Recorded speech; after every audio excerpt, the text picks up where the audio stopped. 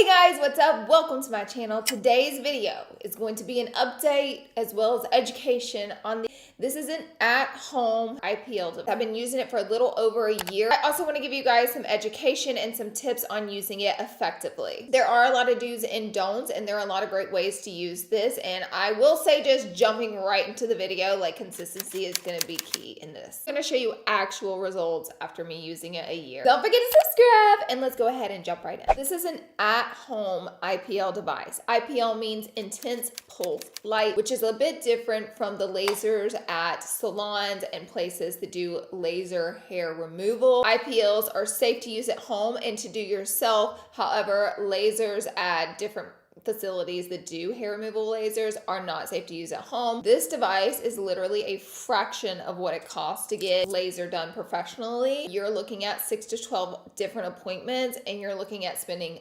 thousands of dollars for the actual laser. Also, I've gotten laser done twice and I had to give it up. It is so painful, and no one talks about how actual laser hair removal is so painful. This gives a little pinch because I personally like to use it at a 5, which is the highest level that it goes, but it's not painful. The IPL device is a bit more sustainable due to the fact of going through so many plastic razors, whereas when I shave for a touch-up now, it is so minimal. With a super long cord, I have mine plugged up all the way over here, and I love the length of the cord because you can pretty much do it anywhere, even in your bed at night. And this is the button that you press to get it to pop. This is the power button, which you hold down to turn it off and on. And then this is the breathability, so you'll feel a little bit of airflow from this section here. And then here is the laser, and you want the laser to lay flat against your skin before you give it the pop. Areas you can treat. It works on underarms, especially if you have dark, coarse hair. It also works on your arms, your underarms, your legs. It works on your sideburns, here area, chin area. It's great for it. If you're someone who gets a lot of razor burn or razor bumps after they shave, this device might be a great item for you due to the fact that it's going to slow or stop that hair growth, so you're no longer going to have to be shaving a lot of those areas where you might get razor burn. Just to give you guys a clear idea on my hair, it's dark. I'm hairy. I'm gonna give you guys a close-up of my legs and those results so you can see for yourself what they're looking like now after a year of usage. Let's go back to the start. Whenever I first started using it, I use it at the highest level, a number 5, and I would use it once a week, and I would go over the spots twice. If they're super hairy, like the very bottom of my legs is the hairiest, I would go over it 3 times, but they recommend do not go over the areas more than 3 times. Start seeing results in as little as 2 uses. They're gonna be minimal results, but you'll start seeing some action happening there with the hair growth. For me to see like, wow, real results, like this thing is working, it's happening, was 4 to 6 weeks. So I was somewhere in 4 or 5. I really did notice though pretty quickly, especially my armpits. That's one of my favorite areas to do. Here's my armpits. Now I'm at the point, because I'm a year in, I'm at maintenance. Realistically, you should count on 4 to 6 weeks to notice some real difference. And let me just tell you, if you are not consistent, you're not gonna get the results you want. The key thing about IPL is consistency. And the thing is, you don't even have to use it that much. It's super easy to use. You can use it while watching TV. But if you are consistent, you're gonna see results. And that's just what I found to be key with this thing. Consistently using it. If you really want to do something about the hair growth, be consistent with it. So what I did is I used it for 12 weeks and then I took a break, and really the hair growth had just slowed down so much. I would say I was around 60-65% of like less hair on legs and armpits, and I was really happy with that. So I was doing touch-up shaves, and then I waited a while, maybe 12 weeks in between, and then started to do touch-ups with it, and I wasn't having to do the full section, just really touch-ups, and then that even lessened that hair. Right now, I'm going to insert my close-up footage of my legs so you guys can see for yourself my results. I wanted to give an extreme close-up of my legs so you guys can see my results for yourself. So if you can see here, we have hair growth still going, and this is areas that I will touch up. Basically, all of this is hair-free, and all of this is hair-free. I will say from here up, because the hair wasn't quite as intense, I pretty much don't grow hair.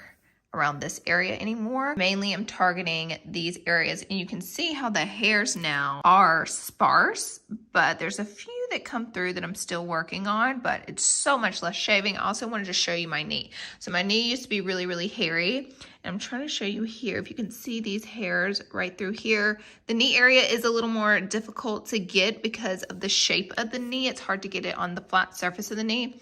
But I do still have little stragglers that come I need to get. However, since this part of my hair, I don't grow any hair here anymore. And this used to be really, really fuzzy. So this is pretty much all gone. And then I have, you see these stragglers here going on. I have to work on these. This is my other leg. I just want to show you kind of the same thing going on. The stragglers is what I will target now here. And then I have patches of just hair that just doesn't really grow anymore, especially through this area.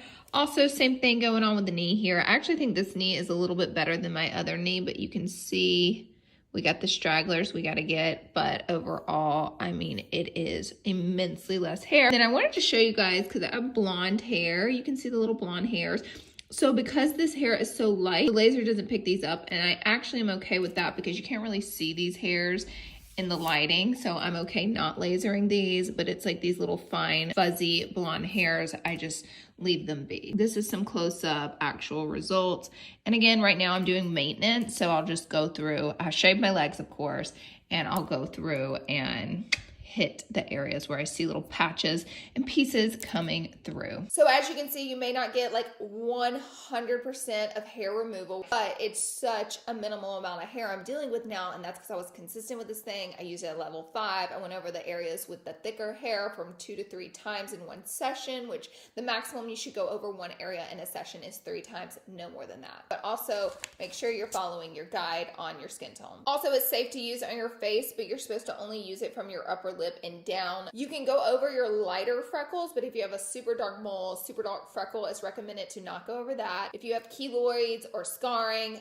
don't use it over those areas. If you have keloids, especially don't flash it over a specific scar. Same thing with tattoos, and again, don't flash it on your skin more than 3 times over the same spot. Feature on this, whereas this is not pressed against the skin, it will not flash, so it's not just gonna be flashing out in the open. So I wanna show you that. We're gonna turn it on with the green button in the back, and I'm clicking it in the air. It's not gonna flash. I'm gonna put it against my skin here, and then that's when it flashed. So that's a little safety device. Don't worry, everything I'm telling you is in your pamphlet book. So with IPL, it's targeting your actual hair follicle. So when using this, you need to shave the hair and then use it, but do not wax, because if you wax, you're gonna actually pull the hair follicle out, and then this is not gonna be able to damage that follicle, preventing it to not grow anymore. So don't wax.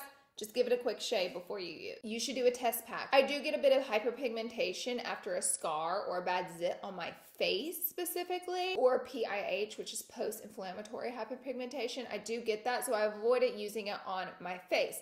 My skin tone is a bit of a tanner skin tone, so I highly recommend doing a test patch. What that may look like, I'm gonna turn it on for you. We're gonna hold this down. She's alive, you hear her? And you need to hold it flat to the skin. We're gonna do a little flash, so warning there, and a pop. This is on the low setting. See, this will tell you the setting. I didn't even feel that. I'm like, I need more. See the power button here, you can tap it and it's going to raise and lower your levels. Again, I like it at the stronger level, but you hold it flat against your skin. I don't recommend looking at it, look away, pop. So that's how you use it, but if you wanna do a test patch, and a darker area on my body is my legs, what I did with it, so yeah, we're getting the leg up here. So on my leg, around my ankle area, I would pop it and I would do the area twice and then let that be. And that test patch is going to tell you how your skin's going to react to IPL at home. Mine didn't react at all, so I was like, we're good to go. And I haven't had any issue there with my armpits or legs, but test patches are always a good idea. Even if you have sensitive skin with any new products, just test patch anything and everything. Also, if it doesn't work for you, they do offer a money back guarantee, and it comes with a 1-year warranty. So right now I've kind of done that off and on as my hair grows. The more I use it, the less I have to use it. But the great thing is, since you buy your own one, you can always go back and touch up your spots, which is pretty much what I'm at doing now. Make sure your skin is shaved, not waxed, shaved and clean before you start using it. So you don't want to have a bunch of deodorant on your underarm and then start to use this. You want to make sure it's shaved and clean. To keep my skin really healthy after using it, they recommend using a moisturizing. You can even use a cooling cooling cream, like an aloe cooling cream. I just put on my favorite moisturizer and I was good to go. So that's my rundown and like all the information I can give you with do's and don'ts and using it and to get the best results. And you're wanting to do laser hair removal, but you're not interested in going to 12 appointments. You're not interested in paying thousands of dollars, and that's just not doable. This is the option. But because it's in your own hands, you have to